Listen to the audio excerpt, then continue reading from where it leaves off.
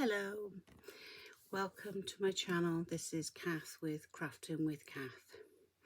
I haven't been on for a little while because I've been trying to sort my daughter out and life just got in the way. But today I'm going to talk about something that is very dear to my heart, and I just feel that I want to share it with others, and if it helps, then fine. I'm a single parent and I've got 3 adult children. When my youngest daughter, who is nearly 23 at the end of this month, was nearly 6, her dad and I decided to call it a day. It was my idea because he wasn't the biological parent of my other 2 children. One is now 28 and the other has just turned 27 in August. And it was very difficult to try and work and juggle home life and a guy who constantly went at my children, not aggressively, but it was always their fault. And that's sort of the basis of what I'm going to talk about. It's not all of what I'm going to talk about, but it's in there. Now, every parent looks at their child and says, they're perfect, they've got 10 toes, they've got 10 little fingers, they've got 2 eyes, a nose, a mouth, everything is in the right place. Until they start to not quite hit those milestones. When I say milestones, I mean like when a health visitor comes to your home and perhaps your child isn't talking as much or hasn't started walking, or is just quiet or sits in the chair, and you think, okay. And some babies constantly cry, some babies don't cry at all. And that is what I want to discuss. My son, who is the middle child, I've got a boy sandwich, so I've got 2 girls and a boy. He is the light of my life. I mean, I love my girls. My oldest daughter was my firstborn. She made me a mum, and I love her unconditionally. My son is my boy, and every mother who's got a son knows how that feels. And my youngest little girl she's my baby. You know, she'll always be my baby, and everything she's gone through, she will always be my baby. So I'm going to start right at the very beginning, and I'm going to make this into like a series because it's so long, and I just want to do something along the lines of about sort of 20 minutes at a time. But I hope that it helps others. When my son was born, he was born, excuse me, he was born with jaundice. He was born on the 30th of August. And to me, he was perfect. When he didn't hit certain milestones, no parent wants to hear that there might be something wrong. And I think once you acknowledge that there might be an issue with your child, you can accept it. And it's very hard. And it's not the end of the world. My son didn't walk until he was nearly 2. He was 22 months when he started walking, which is quite slow. He had his own language. He would say things that I've never heard before. He was impulsive. He was angry. When he was a baby, I couldn't take him out and him fall asleep with fear of him waking up in a strange place because he would scream. I couldn't go out with my parents and my children to have a meal because if my son fell asleep, he would scream. And it was difficult, so we all couldn't sit there together. He wouldn't let me touch him. I mean, I could change his bottom, give him a bath, pick him up, those kind of things, but he wasn't cuddly. He didn't like to cuddle and he didn't like to touch. And I acknowledged myself that there was something wrong. I then waited and I put it down to the fact that he was the youngest. He was always going to be the youngest in his year. So he had one friend whose birthday was on the 6th of September, and the children go back into school anytime from the 1st. And my son's birthday was the 30th of August, so it meant that this young lad that my boy played with or was friends with was a year older, except for a couple of days. And he was always playing catch up, always. I think he would have been better off here if he had been born a couple of days later. And then that way, then he would have been his right age group in school. It would have been a year behind, but he probably would have been more prepared to deal with it. As it was, he was trying to do things that children had 12 months to learn. He was doing it a lot younger. At the age of 7, he was diagnosed with ADHD. And my life changed rapidly. Because I was working, I had a childminder, so I would drop the children off to the childminder. And there was a lot of food he couldn't eat. He couldn't have E-numbers and things like tomato sauce, and there were so many things he couldn't have, even some breads and squash. There were so many. I always found it a little bit easier to buy the organic because it was natural. And I decided, because I had to learn how to manage this, manage it, I was going to do. So I decided to get my little glitter glues out and my cardboard or my card paper stock, and I decided to make house rules. Not only that, my children from when they were 3 or 4 had what I always called chore charts. So it meant that they had to learn to do their teeth, pull your cover up on your bed, because it's only a duvet, and you know, they have to learn things like that. When you come home from school, change out of your uniform, make sure it's tidy on your bed. I don't mind putting it away or hanging it up, but don't throw it on the floor. It doesn't hang up on the floor. It get, you know, I didn't want that. So they had to put it on the bed. If they could fold it, they could fold it. If they couldn't, just put it on the bed. So I decided that they had their charts, their chore charts.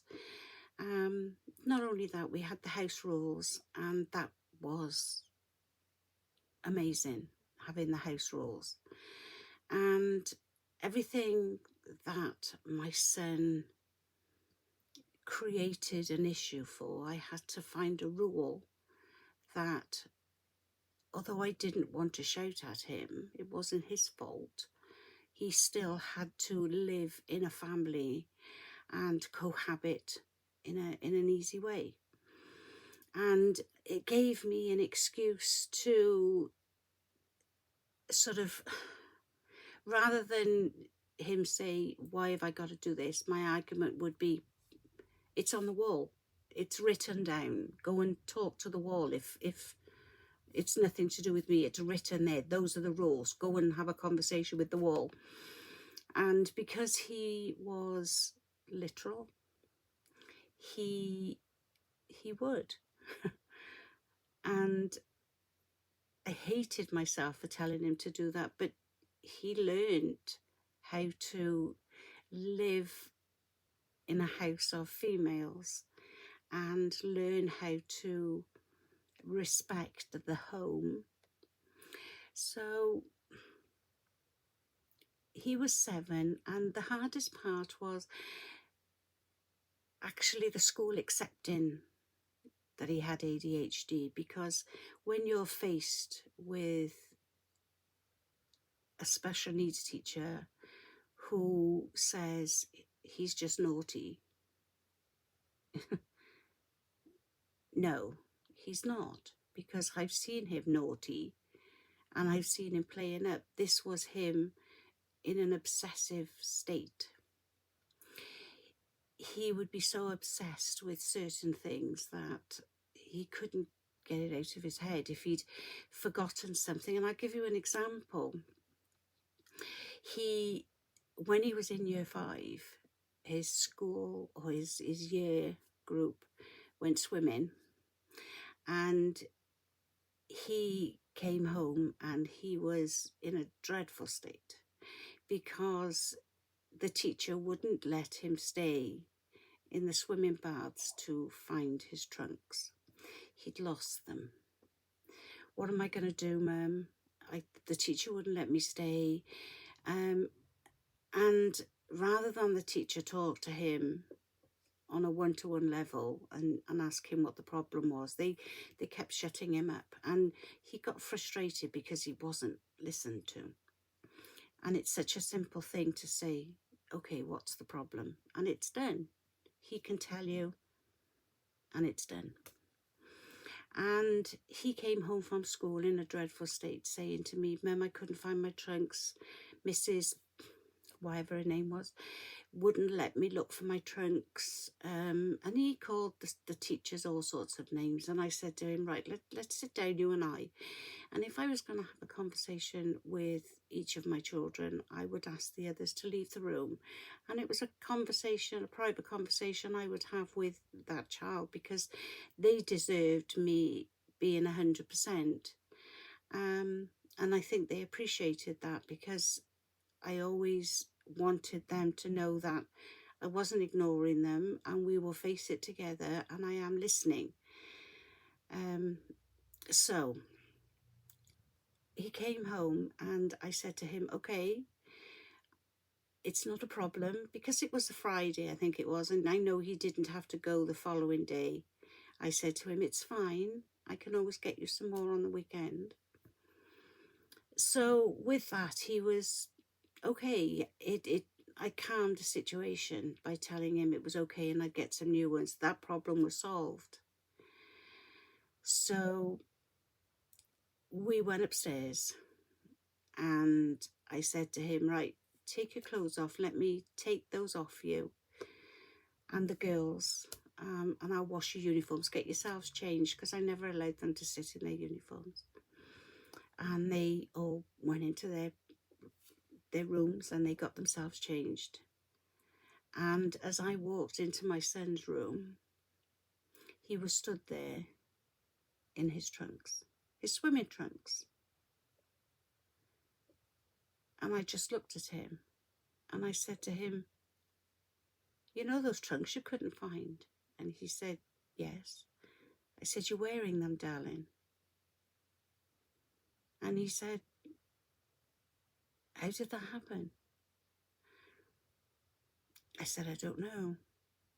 So you had that issue today, you got yourself wound up and you had them on all the time. What I couldn't understand is why he wasn't wet. I then went and told the teacher on Monday that he actually had them on, and their faces were more of a, oh, I'd never appreciated that. And I used to say to them, please don't do that. So the trunks business was sorted, and it got to the stage then where I would say to the teacher, please make sure that when he gets dressed, that you can see his trunks and his towel. He can wrap his trunks up in his towel and they're in his bag.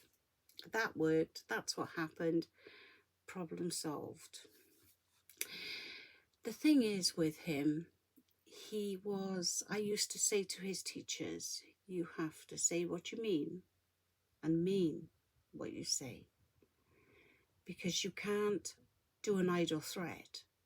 He didn't understand the sarcasm or the wit or, you know, joking. He didn't understand any of that. He would be literal. So if I said, I have just seen a blue pig ballet dancing up the road, he would say, show me, ma'am, show me, can I see the blue pig? And he would stay that for a long time. It would be going on for weeks. Mum, did you find that blue pig? And I could never do things like that because it wasn't fair on him. So I didn't do things like that. I would be honest and I would never lie to him and I would tell him straight. And that's how it was. So obviously that was one of the rules, never tell a lie. And he never has. I know if he's winding me up sometimes, because like I said, he's 27 now and he's a man and he's a very funny man. Everybody loves him. He's a very flirty guy with the ladies. He's got a girlfriend and a baby, but he likes the old ladies, the nanas, the grandmas. He's very flirty. He'll call them auntie this or nana that, and he call them my love or my darling, and you know, they love that. And he's funny and he'll do anything for them. If they say, will you do it? Of course I will, my darling, he'll say, and he will do it. And that's the respect we have for him. And if I ask him to do something, he will do it. So I want any new parent out there to realise that being a new mum of a child with ADHD or with autism and ADHD, it's not the end of the world. Actually, it can be great because your child is not different. They're not normal, you know, and I've heard so many parents say, why can't my child be normal? Your child is normal. What is not normal about your child? That is normal. I think that any parent who has a child like that, it's about the family learning to manage. So that was when he was 7 and he had to learn a lot of things. I had to push him away from my heart a little bit, and that was horrendous. We all know that boys are like men. They can't do it. Oh, Mum, will you help me? I don't want, oh, Mum. And you think, oh, okay, but I couldn't do that because that would give him a false sense of security. So I had to say to him, no, you're not, or yes, you are, and mean it. And I remember one occasion that we went shopping in a supermarket and I would never buy their sweets and do their shopping before mine, because my attitude was, depending on how you are and how well behaved 3 of you are, will depend on whether you get your sweets. And that was the rule. I'm going to do my shopping, and when I've done it, just before we go to the cashier, you can then pick what sweets you want. The majority of the time, they always had their sweets, or they had their treat, or whether my son would he used to like an Xbox magazine, and they've always been expensive, so I would make sure that he had something like that. And he had to earn his money. I wouldn't just buy him sweets because I could. Any sweets they bought was because they did their chores, and each chore was worth, for example, cleaning your teeth every morning. If you did it for 7 mornings or 7 evenings, then it would be, say for example, it could be £1 a week. But if you did it every day when you're supposed to, it'll go up to 150. It's like an incentive boost, and that's what I used to do. So there were some weeks when they would have £7 for the week, and they could buy their magazines and their comics, because that was theirs. You know, I kept them fed, I bought all their stuff, but if they wanted the treat, they had their money. And it's about learning how to manage it, and learning that if you want all these nice things, it's about, I earned this, I helped my mum, I respected everybody, I followed the house rules, and I learned. We tried not to have an argument. Sometimes the girls would argue with him and he would get wound up, and if that was the case, whoever caused it, I would say to them, whoever started this row will come into the living room with me and we will discuss why. And then once we have discussed why, we shall all get together and we're going to discuss a plan on how we're going to change that. And I think my son benefited from that, because he learned that if he behaved a certain way, it was like ownership. He owned his way of behaving, and sometimes he got so frustrated he didn't know why he was doing it. So we would discuss from the very beginning, but that's how he learned. And it's very difficult with an autistic child to get them to stop and listen and accept things and acknowledge, and just to learn how to be a respected member of society. So I had to start young with all of them, and as a single parent it was very difficult for me. So when it got to the stage that he was going to high school, that was hard, because the change, everything changing classrooms, changing how he had to go from class to class, and then there was a different teacher. He couldn't deal with that. He was very easily led, and if one of his friends, or I say friends very loosely, but if one of the boys he used to hang around with would say, come on, we're going to bunk off this lesson and we're going to go, and it would be on school grounds, but we're going to go and hide behind something, he would say, okay, and he would do it. And he didn't understand that it was wrong. He didn't understand that there were repercussions. He didn't empathize with if he'd upset somebody. He didn't realize that things were an issue, and it didn't worry me.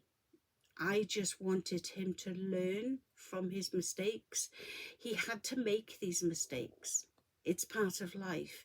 We all have to make mistakes to understand that, how we can learn from them. So him making the mistakes, he had to learn how to alter and how to learn, and what he was going to do differently the next time. So he learned from that. And he did learn from that, and I'm very proud of him for what he did.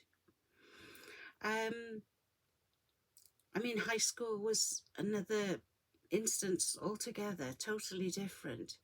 So I'm going to stop there because there's so much I need to say and so much I would like to talk about. But that is my introduction at the moment, and the bottom line of it is you can't say that your child is not normal,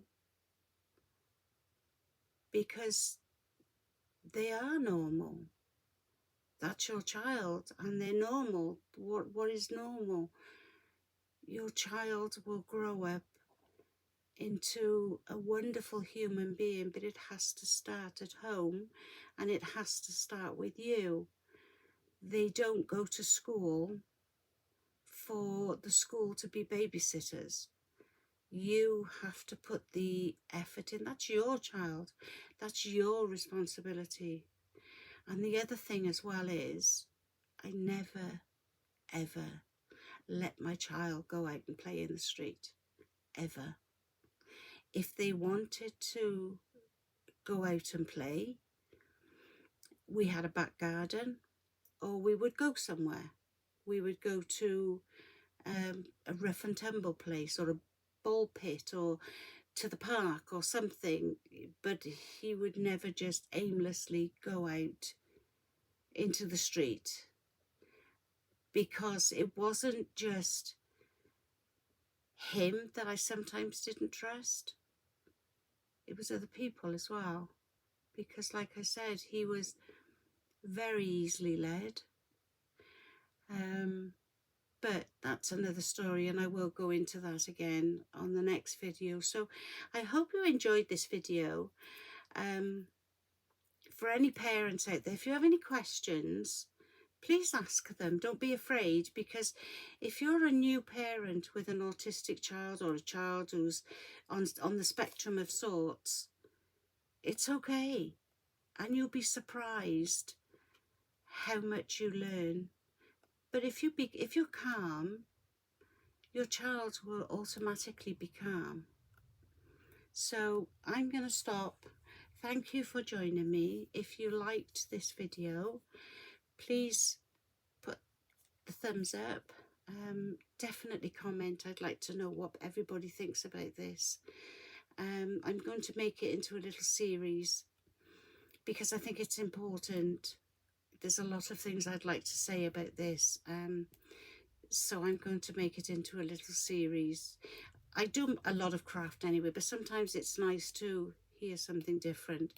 And my craft has not really taken off as much, but I think this is a different story that a lot of people will sort of,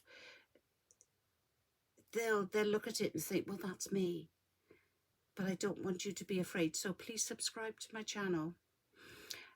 Definitely, like I say, definitely comment, thumbs up if you enjoyed it, and hopefully I will get another video out next week. And if there's anything you'd like to discuss or you have questions, then absolutely tell me and we will go from there. But thank you for joining me. I do appreciate it. And if you find yourself coming back, then, you know, subscribe, and I'm always going to be there. And don't forget your notifications. So I will see you next time. Thank you. Bye.